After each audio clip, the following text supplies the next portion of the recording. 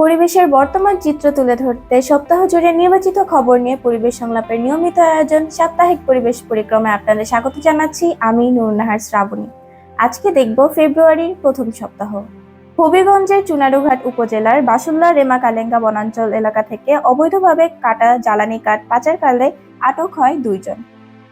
জ্বালানি তেলের দাম কমল 2 টাকা লিটারে। 1 ফেব্রুয়ারি রবিবার থেকে নতুন দামে বিক্রি শুরু হয়েছে সকল জ্বালানি। দীর্ঘ 1 মাস বন্ধ থাকার পরে পটুয়াখালীর পায়রা তাপবিদ্যুৎ কেন্দ্রের প্রথম ইউনিটে বিদ্যুৎ উৎপাদন পুনরায় চালু হয়েছে। গরমে গ্যাস বিদ্যুৎ কেন্দ্রগুলো উৎপাদনে হাঁসফাঁস করবে, রমজানে বাড়তে পারে লোডশেডিং। উত্তরাঞ্চলে লোহার খনির অনুসন্ধান, থাকতে পারে তামা, নিকেল, ম্যাঙ্গানিজ, এমনকি স্বর্ণ। বাংলাদেশের জ্বালানি খাতে আমদানি নির্ভর জীবাশ্ম জ্বালানির উপর চাপ কমাতে অ্যাকশন এইড ও জেটনেট বিডির নাগরিক ইশতেহারে 50% নবায়নযোগ্য জ্বালানি 2040 সালের মধ্যে নিশ্চিতের দাবি এবং 2050 সালের মধ্যে নেট জিরো কার্বন নিঃসরণ অর্জনের প্রস্তাব জানানো হয়েছে। আশুগঞ্জ, সিদ্ধিরগঞ্জ ও হরিপুরে গ্যাস ভিত্তিক 3টি বিদ্যুৎ কেন্দ্রের ট্যারিফ পুনর্নির্ধারণ করেছে সরকার। বছরে সাশ্রয় হবে 119 কোটি টাকা। অব্যাহত রয়েছে বৈশ্বিক বায়ুদূষণ পরিস্থিতির অবনতি, দূষণে বিশ্বের শীর্ষ 4-এ রয়েছে ঢাকা।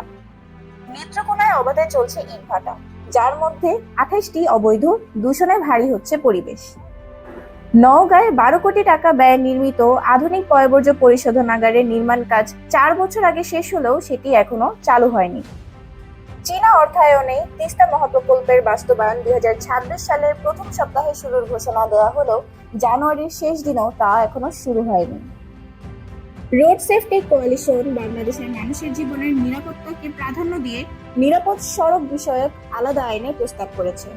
সেফ সিস্টেম অ্যাপ্রোচের আলোকে যথাযথ আইন প্রণয়ন ও বাস্তবায়ন হলে বাংলাদেশের সড়ক অধিকতর নিরাপদ হবে।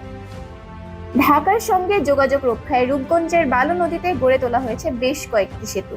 তবে 2টি সেতুর নির্মাণ কাজ এখনো শেষ না হওয়ায় দেশের পূর্বাঞ্চলের মানুষের জন্য তৈরি হয়েছে দুর্ভোগ। দেশের খাদ্য নিরাপত্তা ও অর্থনীতির প্রধান ভর কেন্দ্র কৃষিখাত হলেও কৃষকরা এখনো ন্যায্য ব্যাংক ঋণ থেকে বঞ্চিত।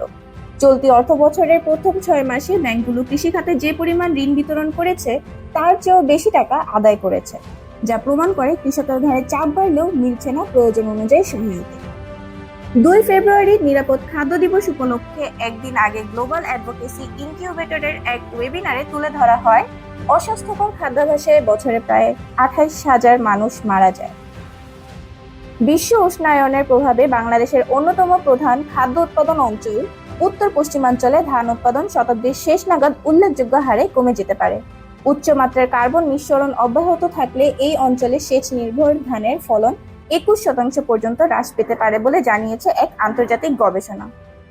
এই ছিল আজকের সাপ্তাহিক পরিবেশ পরিক্রমায়। দেখা হবে আগামী রবিবার রাত 9টায়। সাথে থাকার জন্য ধন্যবাদ।